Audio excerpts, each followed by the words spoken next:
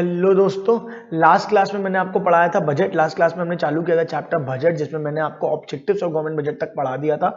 उसके आगे का मुझे आपको कराना था।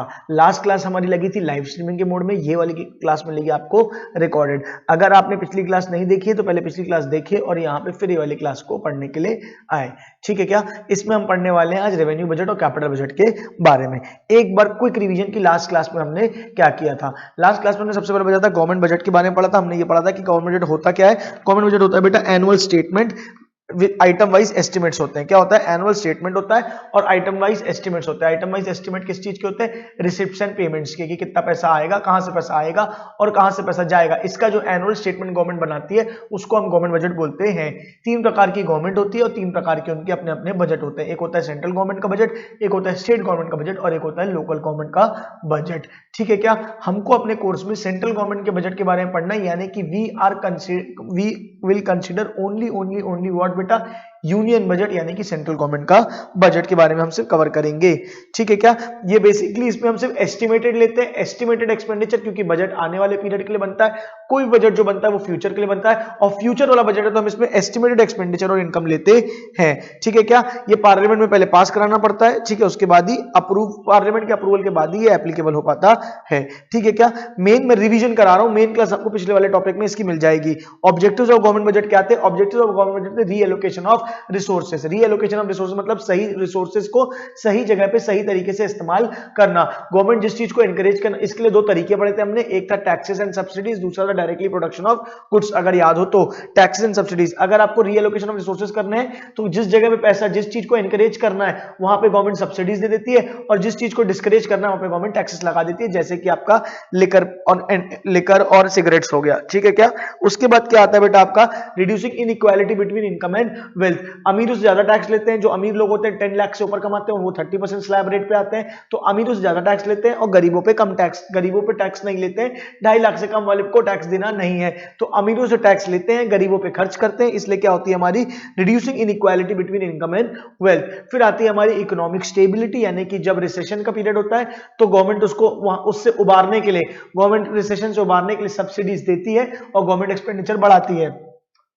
क्यों बढ़ाती है ये मैंने पिछले लेक्चर में आपको पढ़ा दिया था। और अगर इन्फ्लेशन होता है तो गवर्नमेंट टैक्सेस लगाती है, गवर्नमेंट एक्सपेंडिचर कम करती है ताकि वो वेरी हाई इन्फ्लेशन से देश को बचा सके। गवर्नमेंट अपने पब्लिक एंटरप्राइजेस यानी कि जो गवर्नमेंट कंपनीज हैं उनको भी बजट के थ्रू ही चलाती है, बजट में पैसा उनके लिए एलोकेट करती है, वहां से कमाती भी है। इकोनॉमिक ग्रोथ, अगर देश को ग्रोथ करना है, जीडीपी बढ़ाना है तो बजट के लिए उसमें इंफ्रास्ट्रक्चर पे खर्चा, एजुकेशन पे खर्चा, अलग अलग सेक्टर्स पे अलग अलग खर्चा किया जाता है। रिड्यूसिंग रीजनल डिस्पैरिटी से मेरा मतलब होता है कि जो बैकवर्ड एरियाज हैं जहां पे प्राइवेट सेक्टर ध्यान नहीं दे रहा है, वहां गवर्नमेंट अपने बजट के थ्रू वहां पे फंडिंग करके उनको आगे बढ़ाती है। ये पूरा मैंने डिटेल में आपको लास्ट क्लास में पढ़ा दिया था, क्विक रिवीजन था बेटा। इसके बाद मैं आपसे अब बात करने वाला हूं बेटा किसकी? बजट्स के टाइप की। अब इसके बाद मैं आपसे बात करने वाला हूं बेटा किसकी? बेटा components of budget. Components of budget में बेटा आप देख लीजिए यहाँ पे 2 प्रकार के आपके बजट होते हैं। एक होता है आपका रेवेन्यू बजट, 2 प्रकार के बजट होते हैं, एक होता है आपका रेवेन्यू बजट और एक होता है आपका कैपिटल बजट। एक होता है आपका रेवेन्यू बजट और एक होता है आपका कैपिटल बजट। सर ये रेवेन्यू बजट और ये कैपिटल बजट क्या होता है? मेरी बात को बहुत ध्यान से सारे लोग सुनेंगे, मेरी बात को सारे लोग बहुत ध्यान से सुनेंगे। रेवेन्यू बजट क्या होता है बेटा? एक बात समझो, मैं आपको एक घर का एग्जांपल देता हूं। जैसे कि मान लीजिए बेटा आपका घर है, अब आपके घर में पैसे आते हैं, सैलरी आती है पापा की, मान के चलिए। तो आपके घर में जब पैसे आते हैं तो हर साल, जैसे मान लो पापा का, आपका और आपके घर का एक अच्छा है कि हमको क्या करना है, एक कार खरीदनी है। हमको क्या करनी है? एक कार खरीदनी है। कार के लिए हमको कितने लाख चाहिए? से अच्छी अभी जो कार है उससे और बेटर कार खरीदनी है, हमको 16 लाख रुपए कार खरीदने के लिए चाहिए। तो वो 16 लाख इकट्ठा करने के लिए हम क्या करते हैं? वो 16 लाख इकट्ठा करने के लिए क्या करते हैं? हर बार की सैलरी से कुछ कुछ पैसे अलग करते जाते हैं, ठीक है। और बाकी पैसे जो रोजमर्रा की जिंदगी है, जो रोजमर्रा की जिंदगी है उसके लिए हम खर्चा करते हैं। तो रोजमर्रा की जिंदगी के लिए जो हम खर्चा करते हैं, जैसे कि घर पे राशन लाना, तुम्हारी स्कूल की फीस भरना, तुम्हारी कोचिंग की फीस भरना, तुम्हारे खर्चे उठाना, तुम्हारी गाड़ी में पेट्रोल डलाना, तुम्हारे मोबाइल में रिचार्ज कराना, है ना, मम्मी का मेकअप का सामान लाना, पापा के अपने ऑफिस के लिए गाड़ी में पेट्रोल डलाना, ये सारे जो काम है ये क्या है बेटा? रोजमर्रा की जिंदगी है, ये एक्सपेंडिचर नेचर के हैं। तो ये क्या कहलाता है? रेवेन्यू बजट कहलाता है। जिससे कैपिटल क्रिएशन होता है, जिससे असेट क्रिएशन होता है, कार खरीदना, घर खरीदना, ठीक है, हमारे लिए वो क्या होता है बेटा, वो क्या होता है हमारा कैपिटल बजट होता है। वो हमारा क्या होता है कैपिटल बजट। रोजमर्रा की जिंदगी के लिए, सुनो ना सुनो ना सुनो ना सुनो ना, क्या बता रहा हूं मैं, रोजमर्रा की जिंदगी के लिए होने वाला खर्चा कहलाता है मेरे दोस्त मेरे भाई रेवेन्यू बजट। और कैपिटल असेट क्रिएशन के लिए, जिससे कैपिटल असेट बढ़े या लायबिलिटी बढ़े, जिससे कैपिटल और लायबिलिटी, असेट और लायबिलिटी में फर्क पड़े, वो क्या हो जाएगा आपका कैपिटल बजट। हम अभी डिटेल में दोनों बजट के बारे में पढ़ने वाले हैं कि गवर्नमेंट के लिए कौन सा रेवेन्यू बजट होता है और कौन सा कैपिटल बजट होता है, ठीक है क्या। आइए सबसे पहले स्टार्ट करते हैं बच्चों रेवेन्यू बजट से। सबसे पहले स्टार्ट करते हैं बेटा किससे, रेवेन्यू बजट से। रेवेन्यू यानी कि रोजमर्रा की जिंदगी से आने वाला पैसा और जाने वाला पैसा, गवर्नमेंट की रोजमर्रा की जिंदगी। ओहो मोदी जी की रोजमर्रा की जिंदगी, हाँ बेटा गवर्नमेंट की रोजमर्रा की जिंदगी में कहां से पैसा आएगा और कहां पे पैसा जाएगा, यानी कैपिटल नेचर के लिए नहीं है ना, रेवेन्यू नेचर के लिए, एक्सपेंडिचर नेचर के लिए जो गवर्नमेंट के पास पैसा आएगा और पैसा जाएगा वो कहलाता है रेवेन्यू बजट। देखो क्या लिखा है, revenue aspect of the government budget, लिखा हुआ है साफ साफ, it deals with the revenue aspects of the government budget. क्या बात समझ में आ रही है बेटा, ये रिकरिंग नेचर का होता है। ये कौन से नेचर का होता है, रिकरिंग मतलब ये हर साल होना है। क्या एक महीने राशन आ गया तो अगले महीने राशन नहीं आएगा क्या घर पे, हाँ बेटा आएगा। ये रिकरिंग नेचर का है, ये हर साल हर महीने बार बार आता ही जाएगा। ये जो बजट कहलाता है वो कौन सा बजट कहलाता है बेटा, रिकरिंग यानी कि रेवेन्यू बजट कहलाता है। बोलो हाँ या नहीं। हर बजट के दो पहलू होते हैं, एक होता है रिसिप्ट और एक होता है एक्सपेंडिचर। क्या क्या क्या क्या, एक होता है रिसिप्ट और एक होता है एक्सपेंडिचर। क्या होता है रिसिप्ट और क्या होता है एक्सपेंडिचर, कहां से पैसा आया इस रिसिप्ट और कहां पैसा गया इस एक्सपेंडिचर। क्या बोल रहा हूं मेरे भाई, कहां से पैसे आया इस रिसिप्ट और कहां पैसा गया इस एक्सपेंडिचर। और जिसमें कैपिटल क्रिएशन ना हो, रोजमर्रा की जिंदगी का हो, रिकरिंग नेचर का हो, गवर्नमेंट के लिए, वो कहलाता है आपका रेवेन्यू बजट। क्या बात समझ में आई है आपको, क्या मेरे भाई मेरे बात समझ में आई। तो रेवेन्यू बजट के दो एस्पेक्ट हो गए, एक हो गया रेवेन्यू रिसीट्स और एक हो गया revenue expenditure. Am I clear बेटा, प्लीज बताओ एक बार। हाँ तो बच्चों अब हम बात करेंगे किसके बारे में, कैपिटल बजट के बारे में। अभी मैंने आपको बताया क्या रेवेन्यू बजट, अब मैं आपको बताऊंगा कैपिटल बजट। रेवेन्यू बजट में क्या होता था बच्चों कि हमारे रोजमर्रा के खर्चे, गवर्नमेंट के रोजमर्रा के खर्चे और रोजमर्रा की इनकम आती थी। उसी प्रकार कैपिटल बजट में क्या आएगा बच्चों, कैपिटल बजट में क्या आएगा, रोजमर्रा के खर्चे नहीं, गवर्नमेंट के कैपिटल असेट, कैपिटल के खर्चे और लायबिलिटी यानी कि असेट और लायबिलिटी को फर्क पड़ाने वाले खर्चे क्या कहलाता है आपका कैपिटल बजट। क्या क्या क्या क्या, असेट और लायबिलिटी को फर्क पड़ाने वाला बजट आपका क्या कहलाता है बेटा, आपका कैपिटल बजट। जिस प्रकार से असेट लायबिलिटी को फर्क ना पड़ने वाला रोजमर्रा के खर्चे और रोजमर्रा की कमाई वाला बजट कहलाता है आपका रेवेन्यू बजट। उसी प्रकार से असेट परचेस सेल करना, गवर्नमेंट ने रोड बना दिए, गवर्नमेंट ने फ्लाईओवर बना दिया, ठीक है, और मान के चलो गवर्नमेंट ने लोन लिया, एक सेंट्रल गवर्नमेंट ने बाहर दूसरे वर्ल्ड बैंक से लोन लिया, हमारे देश में पैसे की जरूरत थी तो वर्ल्ड बैंक से लोन लिया, आईएमएफ से लोन लिया, स्टेट गवर्नमेंट से लोन दिया, तो लोन दिया, ये क्या है, असेट और लायबिलिटी। लोन देना इज असेट, लोन लेना इज लायबिलिटी। फ्लाईओवर, ब्रिजेस, देश के लिए असेट्स क्रिएशन है ये सारी चीजें। क्या बात समझ में आ रही है। तो गवर्नमेंट जब खर्चे करती है असेट क्रिएशन या असेट सेल ऑफ से रिलेटेड, लायबिलिटी क्रिएशन या लायबिलिटी सेल ऑफ से रिलेटेड या लायबिलिटी चुकाने से रिलेटेड, तो वो होता है असेट और लायबिलिटी वाला बजट, यानी कि होता है कैपिटल बजट। इन शॉर्ट क्या बता रहा हूं बेटा मैं आपको, रोजमर्रा के खर्चों वाला जिससे असेट लायबिलिटी में फर्क ना पड़े वो कहलाता है रेवेन्यू बजट, और जिससे असेट लायबिलिटी में फर्क पड़े वो कहलाता है आपका कैपिटल बजट। आइए एक चीज देखते हैं बच्चों, रेवेन्यू बजट और कैपिटल बजट। मैंने आपको बताया हर बजट के दो पहलू होते हैं, एक होता है पैसा आना और पैसा जाना, रिसिट और एक्सपेंडिचर, रिसिट और एक्सपेंडिचर। रेवेन्यू बजट के दो हिस्से होते हैं, revenue receipt, revenue expenditure. Capital budget के दो हिस्से होते हैं, कैपिटल रिसिट, कैपिटल एक्सपेंडिचर। क्या बोल रहा हूं, रेवेन्यू बजट के दो हिस्से होते हैं, रेवेन्यू रिसीट, रेवेन्यू एक्सपेंडिचर, और कैपिटल बजट के दो हिस्से होते हैं, कैपिटल रिसीट और कैपिटल एक्सपेंडिचर। आइए अब मैं क्या करूंगा, सारे रिसीट को एक साथ रखेंगे और एक्सपेंडिचर को एक साथ रखेंगे ताकि हमको बेटर अंडरस्टैंडिंग हो। आइए ध्यान से देखिए, रिसीट के अंदर दो प्रकार, रेवेन्यू बजट की रिसीट कहलाएगी रेवेन्यू रिसीट और कैपिटल बजट की रिसीट कहलाएगी कैपिटल रिसीट। क्या बोल रहा हूं, रेवेन्यू बजट की रिसीट कहलाएगी बच्चों रेवेन्यू रिसीट और कैपिटल बजट की रिसीट कहलाएगी कैपिटल रिसीट। क्लियर है क्या। रेवेन्यू बजट यानी मैंने आपको क्या बताया था, रोजमर्रा की कमाई और रोजमर्रा के खर्चे। जो गवर्नमेंट को रोजमर्रा के पैसे आते हैं, जो गवर्नमेंट को रोजमर्रा के पैसे आते हैं, वो कहलाती है बच्चों रेवेन्यू रिसीट। इसलिए हम बोलते हैं उसको वो रेकरिंग नेचर का है। कौन सी नेचर का है मेरे बच्चे? Recurring nature. रेकरिंग नेचर से मेरा क्या मतलब है? वो बार बार होगा, रोज होगा, हर साल होगा, हर महीने होगा, बार बार जो पैसा आएगा, क्योंकि रोजमर्रा का है वो, तो वो कहलाएगा रेवेन्यू रिसीट। जो वंस इन अ टाइम होगा, गवर्नमेंट ने लोन ले लिया, ठीक है, या असेट बेच दिया, ये एक बार, ये हर रोज नहीं किया जाता, ये कभी कभार किया जाता है। तो कैपिटल असेट से और लायबिलिटी से रिलेटेड जो पैसा आएगा वो कहलाएगा क्या बच्चों? आपका कैपिटल रिसीट। तो रिसीट के दो हिस्से, रेवेन्यू रिसीट, कैपिटल रिसीट। जिससे असेट लायबिलिटी में फर्क ना पड़े, जिससे असेट लायबिलिटी में फर्क ना पड़े, जिस पैसे आने से असेट लायबिलिटी में फर्क ना पड़े, वो कहलाएगी रेवेन्यू रिसीट, और जिससे असेट लायबिलिटी में फर्क पड़े वो कहलाएगी आपकी कैपिटल रिसीट। क्लियर है कि नहीं? तो वो होती है रेकरिंग नेचर की और ये होती है once in a lifetime की। क्लियर है क्या? चलिए अब मैं आपको पढ़ाऊंगा कैपिटल रिसीट की डेफिनेशन। अब मैं आपको पढ़ाऊंगा कैपिटल रिसीट की डेफिनेशन और रेवेन्यू रिसीट की डेफिनेशन। जब भी आपको कैपिटल रिसीट की डेफिनेशन लिखनी हो तो आप लिखेंगे capital receipt is a receipt which either क्या करेगा बेटा? रिड्यूसेस असेट, विच आइदर क्या करेगा? रिड्यूसेस असेट, या क्या करेगा? Creates liability. क्या करेगा? विच आइदर रिड्यूसेस असेट या क्या करेगा? Creates liability. ये जो कहलाएगा वो क्या कहलाएगा बच्चे मेरे? Capital receipt. और जिससे वो रिसीट जिससे रिड्यूसेस असेट ना हो और क्रिएट्स लायबिलिटी ना हो, जिससे रिड्यूसेस असेट ना हो और क्रिएट्स लायबिलिटी ना हो, वो क्या कहलाएगा? आपका रेवेन्यू रिसीट। क्या बोल रहा हूं? वो रिसीट जिससे आपका असेट कम नहीं होता, लायबिलिटी बढ़ती नहीं है, जिससे असेट कम नहीं होता और लायबिलिटी बढ़ती नहीं है, वो कहलाती है आपकी रेवेन्यू रिसीट। वो रिसीट जिससे आपका असेट कम हो जाता है या लायबिलिटी बढ़ जाती है, वो कहलाता है आपका कैपिटल रिसीट। क्लियर है कि नहीं? बताओ बच्चों। अब सर हम ना कब रिडक्शन ऑफ असेट लिखना है, कब क्रिएशन ऑफ असेट लिखना है, इसमें हम कंफ्यूज होते हैं और लॉजिक भी थोड़ा क्लियर नहीं होता। देखो बच्चों बताता हूं, ध्यान से सुनना। मेरे पास पैसा आया बच्चों, मेरे पास कैश आया, मेरे पास क्या आया? कैश आया। अब ये जो मेरे पास कैश आया, ये कैसे आया होगा? आप मुझे बताओ। मेरे पास जो कैश आया वो कैसे आया होगा? ये जो मेरे पास कैश आया है, या तो असेट को, अगर मैं कैपिटल रिसीट की बात करूं तो कैश इनफ्लो हमेशा कैसे होगा? असेट को बेच के।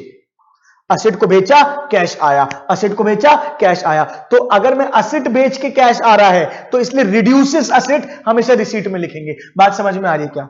और लायबिलिटी, अगर मेरे पास पैसा आ रहा है तो पक्की बात है मैं क्या कर रहा हूं? लोन ले रहा हूं। पक्की बात है मैं क्या कर रहा हूं? लोन ले रहा हूं। अगर मेरे को पैसे आने से कोई लायबिलिटी में फर्क पड़ना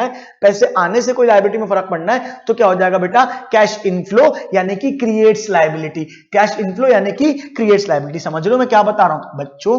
मैं ये बता रहा हूं अगर असेट रिड्यूस होता है कैश इनफ्लो से अगर क्या होता है?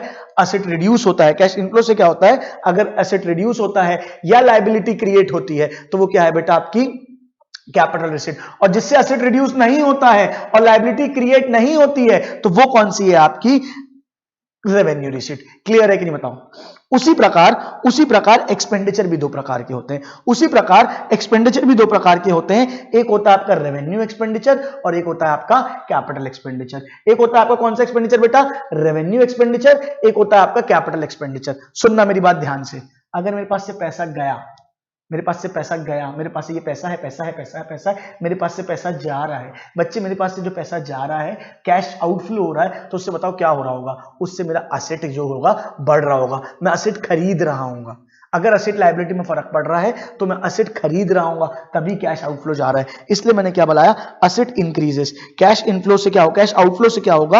असेट हमेशा आपका इंक्रीज होगा। या लायबिलिटी में क्या फर्क पड़ेगा? मेरे पास से पैसा जा रहा है, पक्का मैं कोई लोन चुका रहा हूँ, मैं अपना कोई पुराना लोन चुका रहा हूँ, मेरी लायबिलिटी क्या हो रही होगी? रिड्यूस हो रही होगी। बात समझ में आ रही है क्या? मेरे पास से पैसा जाएगा, जब भी जाएगा तो असेट इंक्रीज होगा, जब भी आएगा तो असेट डिक्रीज होगा। इसलिए रिसीट में हमेशा लिखना है रिड्यूसेस असेट, और एक्सपेंडिचर में हमेशा लिखना है इंक्रीजेस असेट। क्लियर है कि नहीं? बताओ। मैं आपको क्या बता रहा हूं कि एक्सपेंडिचर में आपको क्या लिखना है, आउटफ्लो में आपको क्या लिखना है? Increases asset. तो मेरी बात को ध्यान से सुनना। वो expenditure which either creates asset, जिससे असेट लायबिलिटी में फर्क पड़ता है, दैट आइदर क्रिएट्स असेट्स और रिड्यूसेस लायबिलिटी, विच आइदर क्रिएट्स असेट और रिड्यूसेस लायबिलिटी, कहलाता है आपका कैपिटल एक्सपेंडिचर। और जिससे असेट लायबिलिटी में फर्क नहीं पड़ता, which neither creates assets nor reduces liability, is known as what बेटा, रेवेन्यू एक्सपेंडिचर। देखो आइदर और नॉर तो आप समझ जाओगे, क्योंकि कैपिटल में एसेट लायबिलिटी से फर्क पड़ता है और रेवेन्यू से एसेट लायबिलिटी में फर्क नहीं पड़ता है। मैं एक ही बात बार बार समझा रहा हूं, रिसीट के केसेस में आपको क्या लिखना है, reduces asset creates liability, reduces assets creates liability, और एक्सपेंडिचर के केस में आपको क्या लिखना है, क्रिएट्स एसेट्स और रिड्यूसेस लायबिलिटी। आशा करता हूं आपको बात समझ में आई होगी। Summarising in all, summarising once again, क्या क्या क्या क्या समराइजिंग वंस अगेन क्या हो जाएगी, वो रिसीट जिससे क्या हो जाए, वो रिसीट जिससे क्या हो जाए, असेट रिड्यूस हो जाए या लायबिलिटी इंक्रीज हो जाए, वो कहलाएगी कैपिटल रिसीट। जिससे एसेट रिड्यूस ना हो और लायबिलिटी क्रिएट ना हो तो वो कहलाएगी रेवेन्यू रिसीट। जिससे एसेट क्रिएट हो जाए, जिससे एसेट क्रिएट हो जाए और लायबिलिटी रिड्यूस हो जाए, जिससे एसेट क्रिएट हो जाए या लायबिलिटी रिड्यूस हो जाए वो कहलाएगा कैपिटल एक्सपेंडिचर, और जिससे एसेट क्रिएट ना हो और लायबिलिटी रिड्यूस ना हो वो कहलाएगा आपको रेवेन्यू एक्सपेंडिचर। आशा करता हूं आपको revenue expenditure, capital expenditure, revenue receipt, capital receipt की डेफिनेशन अच्छे से क्लियर हो जाएगी। ये चार्ट मैंने आपको दिया हुआ है, इसको आप ध्यान से देख सकते हैं, इसका स्क्रीनशॉट ले सकते हैं एक बार में समझने के लिए। पॉज करके पीछे करके बार बार देखें, आपको word reduces assets creates liability और क्रिएट्स एसेट्स रिड्यूसेस लायबिलिटी कहां यूज करना है ये अच्छे से पता होना चाहिए। अब हम रेवेन्यू रिसीट की डिटेलिंग करेंगे। आइए अब बात करेंगे बेटा रेवेन्यू रिसीट्स की डिटेल में। रेवेन्यू रिसीट्स मैंने आपको बता दिया, neither creates liability nor reduces asset. अच्छा खासा लंबा चौड़ा डिस्कशन हम करके आए हैं। अब मैंने आपको बताया था रेवेन्यू रिसीट यानी गवर्नमेंट की रोजमर्रा की कमाई। गवर्नमेंट की रोजमर्रा की कमाई कैसे हो सकती है, एक टैक्स और एक नॉन टैक्स तरीके, दो तरीके हैं। एक गवर्नमेंट टैक्स, गवर्नमेंट जो टैक्स से कमाती है वो रोजमर्रा की कमाई है, उसके लिए ना कोई एसेट क्रिएट होता है गवर्नमेंट का, ना लायबिलिटी में फर्क पड़ता है। सर एसेट और लायबिलिटी में फर्क कैसे नहीं पड़ता, रोज टैक्स मिलता है क्या, हाँ आप मैगी खरीद के आओ टैक्स है, कोलगेट खरीद के आओ टैक्स है, साबुन खरीद के आओ टैक्स है, तेल खरीद के आओ टैक्स है, सब में आपने टैक्स दिया हुआ है, ठीक है। तो वो होता है टैक्स जो गवर्नमेंट को रोज कमाई करते हैं, डेली रेगुलर नेचर की गवर्नमेंट की कमाई है, जिससे आपको गवर्नमेंट को कोई लायबिलिटी और एसेट में गवर्नमेंट की फर्क नहीं पड़ता है। और नॉन टैक्स के भी बहुत सारे तरीके हैं जो गवर्नमेंट कमाती है, नॉन टैक्स सोर्सेज से भी गवर्नमेंट बहुत सारा पैसा कमाती है। सर जैसे एग्जांपल दो, अभी डिटेल में पढ़ाऊंगा पर एग्जांपल के लिए सुनो। जैसे मान लो आप गाड़ी में जा रहे थे, हेलमेट नहीं पहना था, पुलिस वाले दादा ने रोका, चालान कर दिया। चालान किया, ऊपर वो जो 20 रुपए नीचे से देते हैं उसकी बात नहीं कर रहा हूं, चालान किया आपने, चालान कटवाया, गवर्नमेंट के खाते में गया, गवर्नमेंट के खाते में गया, गवर्नमेंट की कमाई। अब तो मास्क नहीं पहना, ठीक है, जमाने भर की कमाइयां है गवर्नमेंट की, तो ये क्या है, गवर्नमेंट की रोजमर्रा की कमाई जिससे एसेट लायबिलिटी में फर्क नहीं पड़ा। लेकिन ये टैक्स नहीं है, ये फाइन्स पेनल्टीज है, तो ये भी आता है नॉन टैक्स। अपन पढ़ेंगे क्या क्या होते हैं, क्लियर है क्या। अभी टैक्स के बारे में पढ़ते हैं। टैक्स क्या होता है, टैक्स दो प्रकार के होते हैं, एक होता है डायरेक्ट टैक्स, एक होता है इनडायरेक्ट टैक्स। डायरेक्ट टैक्स क्या, डायरेक्ट टैक्स क्या होता है मेरे दोस्त, जो डायरेक्टली लगता है डायरेक्टली लगता है मतलब इन शॉर्ट जिसने पे किया, मान लो जो गवर्नमेंट को पे करने गया उसी का खर्चा हुआ, जिसका खर्चा वही पे करेगा तो डायरेक्ट टैक्स। और इनडायरेक्ट टैक्स यानी खर्चा किसी और का, पे करने गवर्नमेंट को कोई और जाएगा। सर नहीं समझ में आ रहा, ध्यान से सुनना बेटा। इनकम टैक्स, मैंने कमाया, मैंने थोड़ा बहुत कुछ जो थोड़ा मोड़ा कमाया वो गवर्नमेंट ने मुझसे टैक्स के रूप में मांग लिया, मैंने टैक्स लिया, टैक्स गवर्नमेंट को देने जा रहा हूं। खर्चा किसका है, मेरा। खर्चा किसका है, मेरा। और पे भी करने कौन जा रहा हूं, मैं। तो ये कौन सा टैक्स है, डायरेक्ट टैक्स है। इनडायरेक्ट टैक्स क्या होता है, इनडायरेक्ट टैक्स क्या होता है, खर्चा किसी और का, पे करने गवर्नमेंट को कोई और जाएगा। अर्थात आपने मैगी खरीदी, 12 रुपए की मैगी खरीदी, मान के चलो उसमें 10 रुपए की मैगी, 2 रुपए का टैक्स था, तो क्या आप 10 रुपए दुकानदार को दोगे और 2 रुपए गवर्नमेंट के पास जाओगे कि ये लो गवर्नमेंट मैंने मैगी खाई 2 रुपए टैक्स दो? नहीं, आप दुकानदार को पूरे 12 रुपए देते हो। 12 रुपए में गवर्नमेंट दुकानदार 10 रुपए अपने पास रखता है, 2 रुपए सरकार को पे करने जा रहा है। अब सरकार को, गवर्नमेंट को पे करने कौन जा रहा है, गवर्नमेंट को पे करने कौन जा रहा है, दुकानदार। लेकिन ये 2 रुपए में खर्चा किसका हुआ है, ये जो वो टैक्स पे कर रहा है ये गया किसकी जेब से, आपकी जेब से गया, यानी कंज्यूमर की जेब से गया। क्लियर है कि नहीं, ये इनडायरेक्ट टैक्स है, यानी कि इसकी टोपी उसके सर। बेयर किसने किया, बेयर किसने किया, कंज्यूमर ने। पे किसने किया, दुकानदार ने। इनडायरेक्ट टैक्स, जो भी टैक्स गुड्स और सर्विसेज में लगते हैं, जीएसटी, कस्टम्स, ये सारे इनडायरेक्ट टैक्स हैं, क्योंकि इसको पे करने कोई और जाता है और वसूला आपसे जाता है, इसका बर्डन आपसे वसूल लिया जाता है, तो इनडायरेक्ट टैक्स कहलाता है।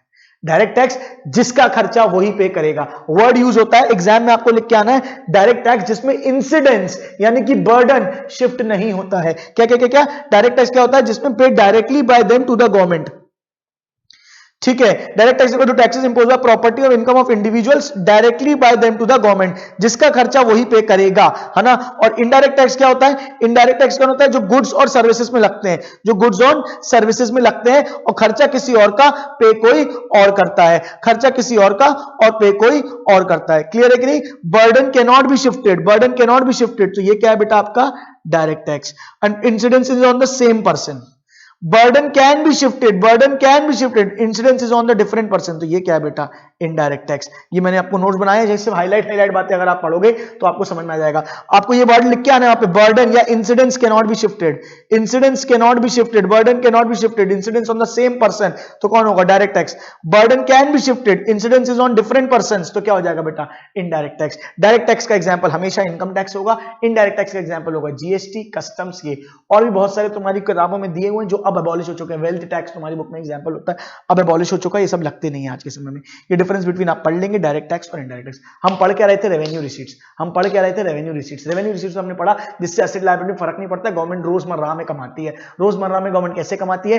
टैक्स और नॉन टैक्स। टैक्स के अंदर दो, direct tax, indirect tax. Direct tax में burden cannot be shifted और इनडायरेक्ट टैक्स में burden can be shifted. Direct tax का example income tax, indirect tax का example GST and customs. Clear है कि नहीं? बताओ। अब ये पूरे एग्जांपल दिए हुए हैं, किस किस को आएगा। अब मैं आता हूं नॉन टैक्स रेवेन्यू में। नॉन टैक्स रेवेन्यू गवर्नमेंट की कमाई जो टैक्स के अलावा दूसरे माध्यमों से होती है।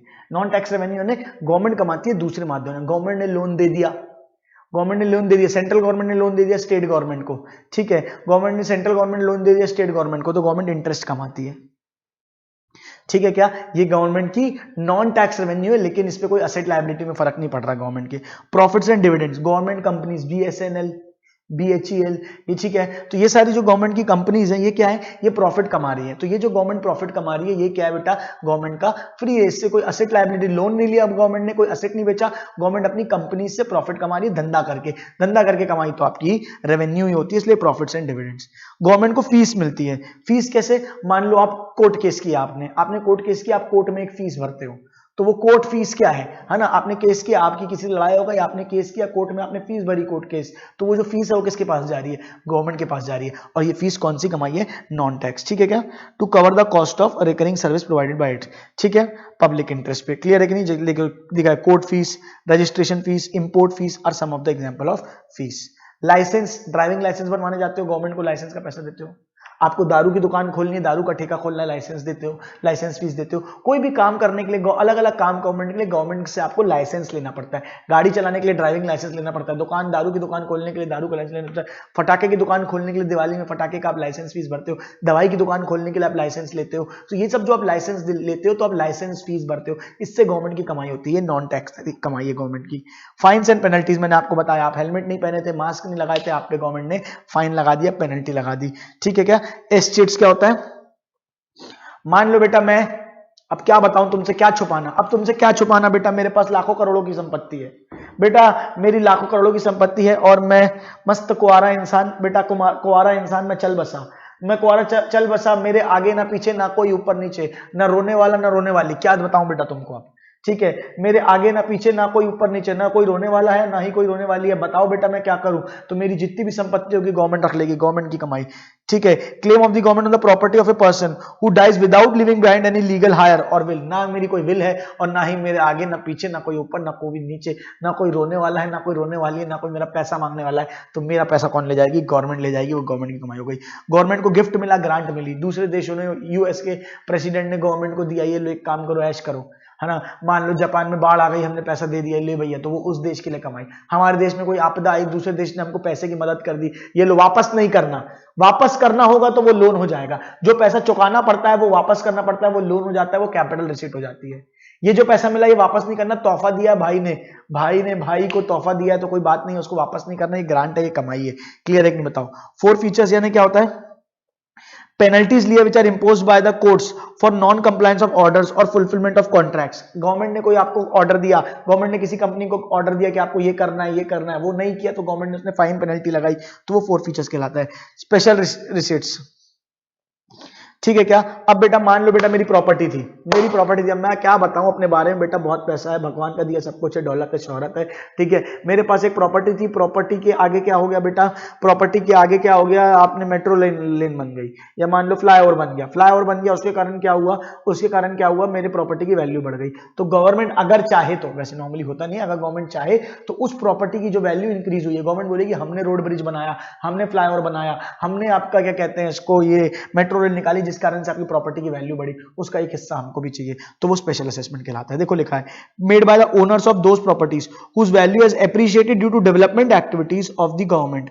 For example, if value of property near a metro station has increased, then part of development expenditure is recovered from owners of such property in the form of special assessment. तो वो government उनसे ले सकती है चाहे तो। ये कहलाएंगे आपके रेवेन्यू रिसीट्स। मैंने आपको रेवेन्यू रिसीट्स पढ़ा दी। एक थी आपकी टैक्स और नॉन टैक्स, टैक्स में थी डायरेक्ट टैक्स और इनडायरेक्ट टैक्स, ठीक है, और नॉन टैक्स में थी ये सारी interest, profits, dividends, fees, licence fees, fines and penalties, estates, gifts and grants, for features, special assessments. एक बार ध्यान से रीड कर लेंगे सारी चीजों को, ठीक है क्या। रेवेन्यू एक्सपेंडिचर मैंने आपको बता दिया जो रेकरिंग नेचर के होते हैं। अब मैं आपको बढ़ा रहा हूँ रेवेन्यू एक्सपेंडिचर जो रेकरिंग नेचर के होते हैं, जो गवर्नमेंट बार बार करती है। क्लियर है कि नहीं बताओ। It does not create any assets or nor decreases any liability। ये मैंने आपको बता दिया, neither creates any assets nor reduces any liability। यहां तक आपको समझ में आया कि नहीं आया दोस्तों। फिर मैं कैपिटल बजट के कैपिटल रिसीट्स और कैपिटल एक्सपेंडिचर की डिटेलिंग करूंगा। आप गाइस अब मुझे आपको पढ़ाना है कैपिटल रिसीट्स और कैपिटल एक्सपेंडिचर। क्या पढ़ाना है, कैपिटल रिसीट्स और कैपिटल एक्सपेंडिचर, लोन और बोरिंग्स। मैंने आपको सिंपल बताया था, जिससे असेट लायबिलिटी में फर्क पड़े वो कैपिटल रिसीट, और जिससे असेट लायबिलिटी में फर्क पड़े मतलब कि वो कैपिटल एक्सपेंडिचर। वो पैसा आना जिससे असेट लायबिलिटी में फर्क पड़े, दैट इज कैपिटल रिसीट। वो पैसा जाना जिससे असेट लायबिलिटी में फर्क पड़े इस कैपिटल एक्सपेंडिचर। देखो मैंने बहुत सिंपल बताया आपको, ठीक है क्या। आपने लोन लिया यानी वो क्या कहलाएगा बेटा, बोरोइंग्स, ठीक है। वो क्या कहलाएगा आपके लिए, बोरोइंग्स। आपने लोन लिया वो कहलाएगा आपके लिए बोरोइंग्स। लोन लेना इस कैपिटल रिसीट। क्लियर है कि नहीं बताओ।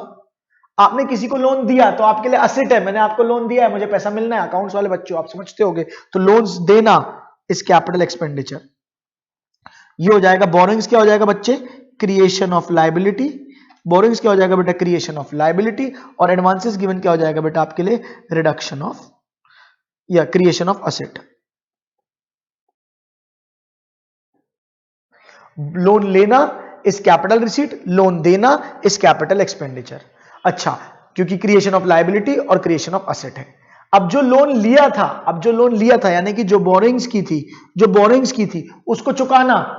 मैंने जो बोरिंग्स की थी उसको चुकाना। मैंने एक लोन लिया था, मैं उस लोन को चुका रहा हूं, तो वो क्या हो जाएगा बेटा, रीपेमेंट ऑफ लोन। मैंने एक लोन लिया था, उस लोन को मैं क्या कर रहा हूं बेटा, चुका रहा हूं। तो जो रीपेमेंट ऑफ लोन है ये क्या हो जाएगा बेटा आपके लिए, जो ये रीपेमेंट ऑफ लोन है ये आपके लिए क्या हो जाएगा बेटा, कैपिटल एक्सपेंडिचर। असेट लायबिलिटी में फर्क पड़ रहा है, पेमेंट हो रही है, दैट्स इट, ठीक है क्या। और रिकवरी ऑफ लोन, जो मैंने लोन दे रखा था वो मैं वापस ले रहा हूं, तो ये क्या हो जाएगा बेटा आपके लिए, रिडक्शन ऑफ असेट। ये क्या हो जाएगा आपके लिए, रिडक्शन ऑफ असेट। ध्यान से सुनोगे तो देखोगे समझ में आएगा। मैंने लोन दिया, असेट क्रिएट हुआ, और लोन दिया तो पैसा गया, कैपिटल एक्सपेंडिचर। मैंने जो लोन दिया था वो मुझे वापस मिल गया तो कैपिटल रिसीट। जो मैंने लोन दिया था वो मुझे वापस मिल गया तो कैपिटल रिसीट। मैंने लोन लिया तो कैपिटल रिसीट, मैंने लोन चुकाया तो कैपिटल एक्सपेंडिचर। आशा करता हूं ये आपको समझ में आया होगा। और दूसरे प्रकार के कौन से कैपिटल रिसीट और कैपिटल एक्सपेंडिचर होते हैं, ध्यान सुनना। मैंने बोरिंग्स आपको समझा दिया, लोन लेना, रिकवरी ऑफ लोन, जो लोन दिया था वो वापस मिला, ये क्या पढ़ रहे हैं हम, कैपिटल रिसीट्स। क्लियर है क्या। तीसरी होती है अदर रिसीट्स। गवर्नमेंट ने अपने शेयर्स बेच दिए, गवर्नमेंट ने अपनी कंपनी के, पब्लिक कंपनी के शेयर्स बेच दिए। क्या बात समझ में आ रही है। तो वो क्या होता है, डिसइन्वेस्टमेंट। गवर्नमेंट जब अपनी कंपनी के शेयर्स बेचती है तो वो कहलाता है disinvestment, that is known as what बेटा, कैपिटल रिसीट्स। स्मॉल सेविंग्स, लोगों ने क्या किए, अपने पोस्ट ऑफिस में तुमने पैसा जमा किया तो गवर्नमेंट को पैसा मिला, तुमने पोस्ट ऑफिस में जमा किया पैसा तो गवर्नमेंट को पैसा मिला है, लेकिन वो गवर्नमेंट के ऊपर लायबिलिटी है कि जिस किसी ने भी अपना पैसा पोस्ट ऑफिस में जमा किया उसको वापस चुकाना है, तो गवर्नमेंट के लिए क्या है, लायबिलिटी है। तो जो स्मॉल सेविंग्स आप गवर्नमेंट के पास करते हो, किसान विकास पत्र खरीदते हो, नेशनल सेविंग सर्टिफिकेट खरीदते हो पोस्ट ऑफिस से, पोस्ट ऑफिस में पैसा जमा करते हो, तो ये जो पैसे आप जमा कर रहे हो ये गवर्नमेंट के ऊपर बोझ है बेटा, इसलिए गवर्नमेंट की क्या है, ये कैपिटल रिसीट्स है। मैंने आपको कैपिटल रिसीट्स और कैपिटल एक्सपेंडिचर अच्छे से समझा दिया। आज की क्लास में हमने पढ़ा revenue receipts, revenue expenditure, expenditure, capital receipts, capital expenditure बहुत डिटेल में पढ़ा है आपको। आशा करता हूं आप एक बार रीड करोगे तो आपको समझ में आएगा। कोई भी डाउट्स हो तो आप मेरे को पूछ सकते हो। गाइस अगर ये वीडियो आपको अच्छा लगा हो तो प्लीज प्लीज प्लीज आप इसको अच्छे से अपने दोस्तों के साथ शेयर करेंगे। बजट आपका पूरा यहाँ पे मेजर रिवाइज हो जाएगा। नेक्स्ट बजट में मैं आपको पढ़ाऊंगा fiscal deficit, primary deficit, very important, very conceptual, बहुत डीप ले जाके पढ़ा रहा हूं, सिर्फ ऊपर ऊपर से नहीं पढ़ा रहा हूं मैं। आखिरी में होगा तो एक समरी वीडियो और मैं आपको दे दूंगा, complete fast track revision of budget. लेकिन अभी बजट 3 पार्ट में आएगा, थर्ड पार्ट आएगा आपका डेफिसिट का। अगर अच्छा लगा हो तो प्लीज कमेंट करके बताएंगे और इस वीडियो को शेयर करेंगे। Thank you.